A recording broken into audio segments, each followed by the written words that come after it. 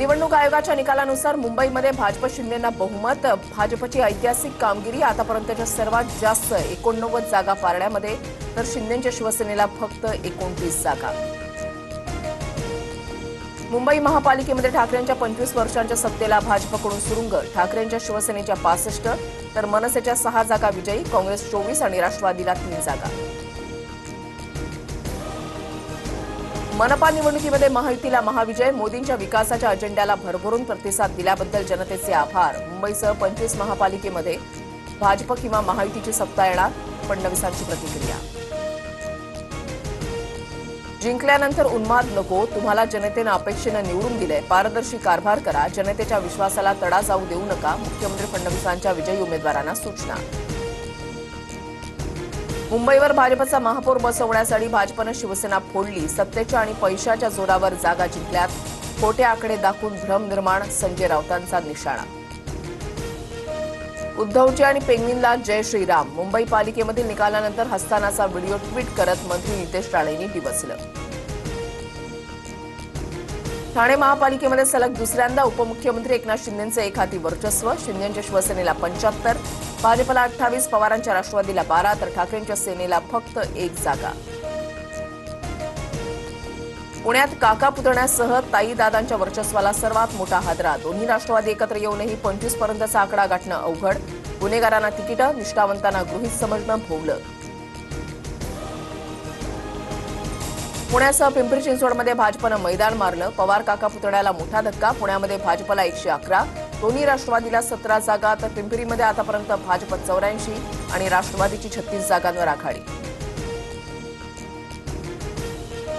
सर्व विजयी 6 उमेदवारांचं राज ठाकरेंकडून अभिनंदन. मनसेचे यशवंत किलेदारांसह सुप्रिया दळवी, सुरेखा परब, विद्या आर्या, सई शिर्के विजयी.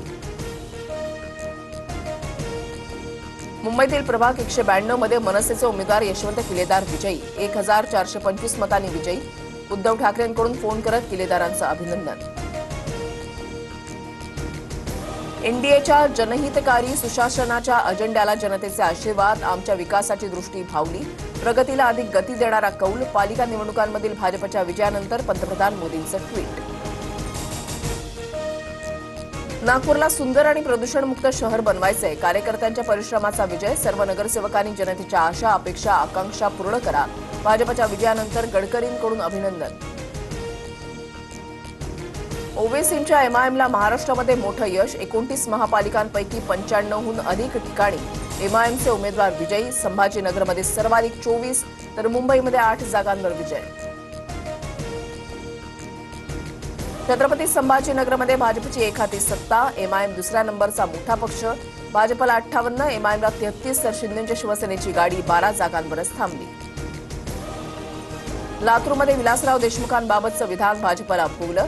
काँग्रेस आणि वंचितच्या युतीला 47 जागांचं स्पष्ट बहुमत तर भाजपला 22 आणि अजित पवारांच्या राष्ट्रवादीला 1 जागा. चंद्रपूर महापालिकेमध्ये काँग्रेसची सत्ता. चंद्रपूरमध्ये मुनगंटीवार आणि जोरगेवारांच्या भांडणामध्ये कमळ हिरमुसलं. काँग्रेस 13, भाजप 11 तर ठाकरेंच्या शिवसेनेला फक्त 5 जागा. पुण्यात आंदेकर कुटुंबातले जेलमध्ये असलेले दोन्ही उमेदवार विजयी. प्रभाग 23 मधून सोनाली आंदेकरसह लक्ष्मी आंदेकर विजयी. रवींद्र धंगेकरांची पत्नी प्रतिभा धंगेकर पराभूत. उल्हासनगरमध्ये बहुमताचा आकडा गाठण्यास भाजप आणि शिवसेनेला अपयश. बहुमताचा आकडा 39 असताना दोन्ही पक्षांना प्रत्येकी 37 जागा तर 2 जागा मिळालेली वंचित आघाडी किंगमेकर ठरणार. कोल्हापूर महानगरपालिकेमध्ये भाजपची सरशी. 81 जागांपैकी 42 जागांवर महायुतीला दणदणीत यश तर काँग्रेस आणि ठाकरेंच्या शिवसेनेचा 38 जागांवर विजय.